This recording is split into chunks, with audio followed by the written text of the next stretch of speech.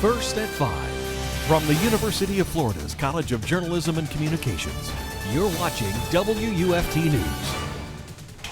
Welcome to WUFT News First at 5. I'm Megan Hartnett. And I'm Bianca Smith, and thank you for joining us. And we begin tonight with the developing news. This morning, Alachua Schools sent out a message on social media at 8:14 a.m. alerting the community about a bomb threat. Students, parents, and staff are trying to figure out the details surrounding the threat. WUFT's Jamie Goldman has been following this story all day. He joins us now live from Bucholz High School. Jamie, we understand that you spoke with the principal and a student. Exactly, Megan and Bianca. Let me tell you, students showing up for their first day of homecoming week were greeted with a frightening surprise, a bomb threat. That threat also extended to Kanapaha Middle School, which raised concerns and prompted immediate response from law enforcement agencies. The bomb threat at Bucholz High School was a bit different than threats received in the past. Principal Kevin Purvis says that's because it happened before school started. We got law enforcement here. They immediately brought their dogs in to do a search. And if it would have been clear then, we'd have been good. We'd have been done by 7:15, 7:30. We'd have had school and ready to go. But because there's something suspicious, they decided, hey, we need to do a little more thorough and detailed with the bomb squad here. So that's where we're at right now. Students and staff waited on the football field while authorities investigated the situation. Junior Samara Martin says they were scared and confused and wanted to hear more information. It makes kids nervous to go to school because if we're going to keep getting threats.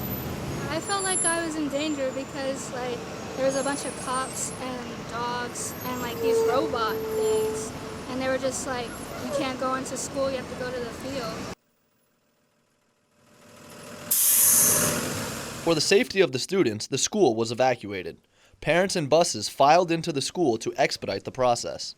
We're just appreciative of all the support, ASO. Our district office has sent a lot of support here as well and a communication with everybody. And I know it's not ideal, but safety is our #1 priority. We appreciate everybody's patience. Law enforcement finished sweeping Bucholz High School, found nothing suspicious, and gave the all clear. Students will be able to resume their homecoming festivities tomorrow when classes resume. Jamie Goldman, WUFT News. Thanks, Jamie. And a man was shot and killed Sunday night at Cynthia Chestnut Park in Gainesville. And we're told that the person who made the 911 call saw the man's body lying on the ground in the parking lot, that he was not moving. Then they heard gunshots. Deputies said that they found the man's body with multiple gunshot wounds. The deputies tried to keep the man alive until the paramedics arrived, but he was pronounced dead at the trauma center.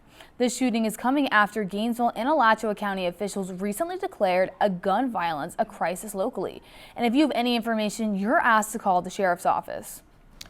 The Gainesville Police Department is asking people to be on the lookout for a car involved in a deadly hit and run.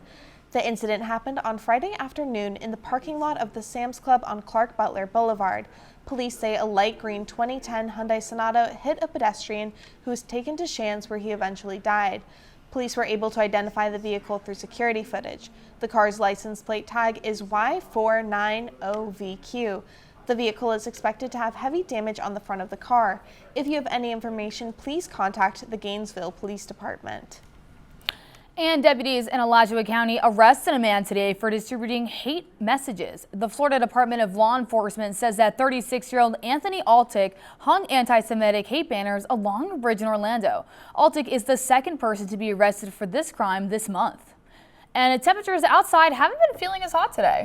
I know, I noticed that. WUFT's Derrah joins us now to explain this cool down.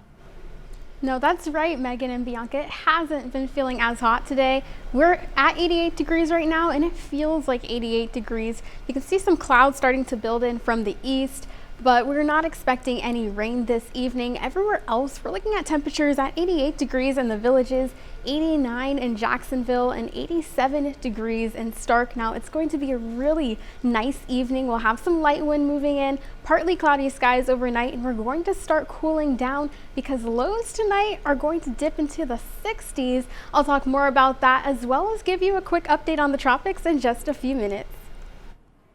And polls will open tomorrow for the District 2 seat in Ocala City Council.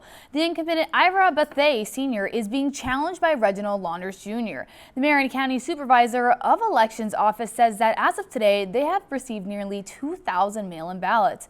Polls open tomorrow at 7 a.m. and will close at 7 p.m. And Florida now has a new House Speaker. State Representative Daniel Perez was formally selected as the position today. He will lead what is likely a Republican majority. Perez told his constituents that his main priority is to address the state's property insurance problems. He will succeed the current Speaker, Paul Raniere, after the 2024 elections. And a Florida man has been found guilty of manslaughter of a police officer. Athal Wallace is facing charges of first-degree murder, which may result in the death sentence. Wallace shot Daytona police officer Jason Raniere in June of 2021. He died weeks later in the hospital. Reports say that the officer Raniere was trying to question Wallace outside of an apartment building when he was shot. Wallace's attorney says that he was acting out of self-defense.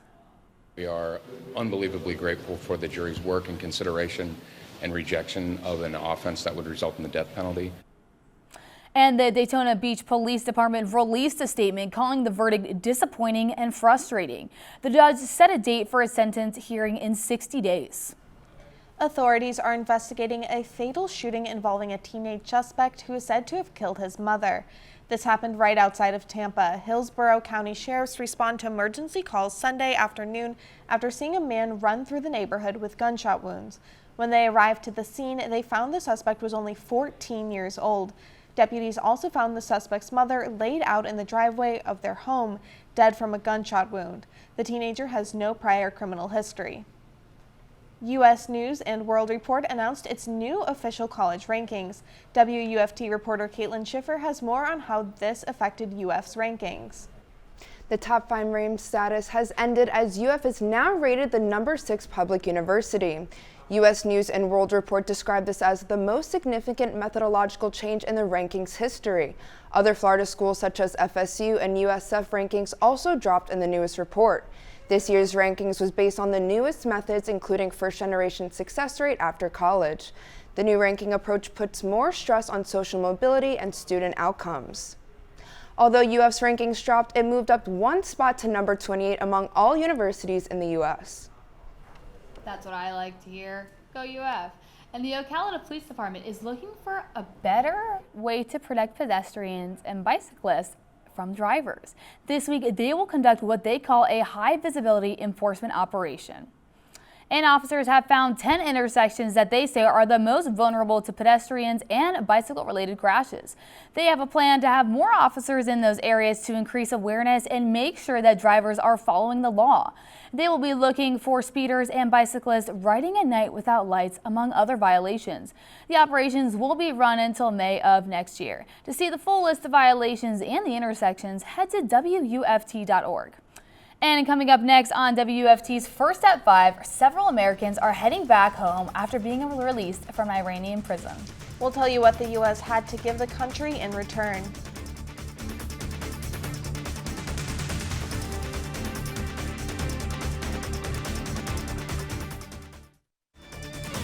You're watching WUFT-TV News. Welcome back. And the United Auto Workers strike is on its 4th day after failing to reach new contracts with automakers. NBC's Jay Gray joins us from outside of the Ford Assembly location in Wayne, Michigan with more information. Good evening, and workers continuing to gather outside the gates of this Ford plant in Wayne, Michigan. Day 4 of the strike underway here. Employees also striking at a Stellantis plant in Ohio and a GM facility in Missouri. Both sides back at the bargaining table. But UA President Shawn Fain saying today they have, quote, a long way to go to reach a deal that would end the walkout. Right now, nearly 13,000 union workers have left the assembly line to join the picket line. Fain has suggested that number could increase significantly in the coming days by expanding the targeted strikes. In a response to the stoppage, 600 employees at this Michigan plant have been temporarily laid off, and a GM plant in Kansas is expected to stop production in the next couple of days, leaving 2,000 without jobs due to what the automaker says is a lack of parts as a result of the strike.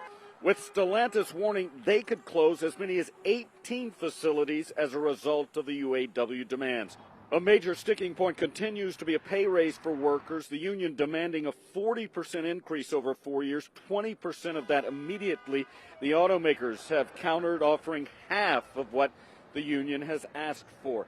And we now know that Acting Labor Secretary Julie Su, as well as an advisor from the White House, could make the trip to Detroit sometime early this week, not as mediators, but to help with the ongoing negotiating process. That's the latest right now from the strike line here in Wayne. I'm Jay Gray. Back to you.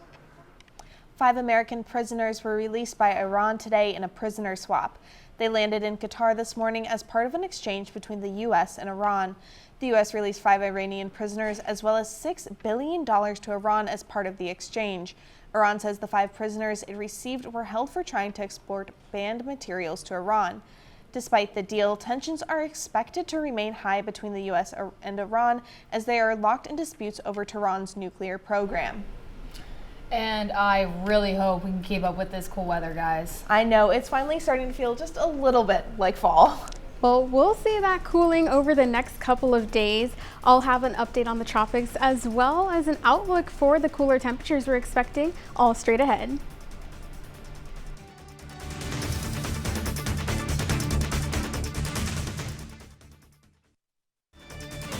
You're watching WUFT-TV News. Skies outside are looking gorgeous. It's 88 degrees and it feels like 88 degrees. We aren't seeing hot temperatures anywhere else either. It's 87 here in Gainesville, 83 in St. Augustine, 88 in Jacksonville, and 84 over in Palatka. And look at this. We have dew points, which is the measure of moisture in the air, in the 50s and 60s. So with temperatures in the 80s and then dew points in the 50s and 60s, it's not feeling very humid outside, as you probably noticed if you took a step outdoors this evening or if you're going to. And then on top of that, we have winds from the north, which is also helping to keep our conditions feeling pretty nice and comfortable. So we had that front move through this past weekend, which increased our rain chances and dropped down the temperatures. Behind it, we have some dry air to the north, and that'll continue moving further south, which will make for a nice couple of days. Right now, we're in the 80s. We'll drop down into the mid and low 70s. And then overnight, we're looking at temperatures in the 60s, 64 in Gainesville and over in Keystone Heights, 63 in Waldo, and 68 over in the Villages. So it'll be a great evening to open up those windows or spend some time outside. We have a light breeze tomorrow morning, so that's also going to be a nice start to your day. We'll be warming up, but not to the 90s quite yet. It'll be 88 degrees for our high and mostly sunny skies throughout the majority of the day. We'll have 85 in St. Augustine, 87 in Jacksonville, 90 further south in the Villages. So another beautiful day ahead tomorrow, which is good news because we do have a launch that you'll be able to see if you look up to the skies tomorrow. There is a 60% chance that it will take off, but we'll continue monitoring that for those rain chances further south over in Cape Canaveral. But here we're looking at mostly clear skies, so there's a good chance you'll be able to see that. We have this frontal boundary which will stall out and become an area of low pressure, but let me show you how that relates to the tropics. We have a couple systems that we're watching. First, this wave, which has a high chance of becoming a depression into this coming week. Then we have Hurricane Nigel, which will gradually strengthen, but then notice that slight curve. It'll start shifting further north and not impact any land. We also have this area, which isn't a tropical system, but it could become a tropical system if it continues moving north along the east coast. We aren't expecting any serious impacts to land, just watching for some heavy rain and gusty winds. And you can see that with our rain chances Thursday and Friday as we head into the end of the week. The Florida football team is finally ranked in the top 25 AP polls. Stay tuned after the break and I'll tell you exactly how we landed this spot.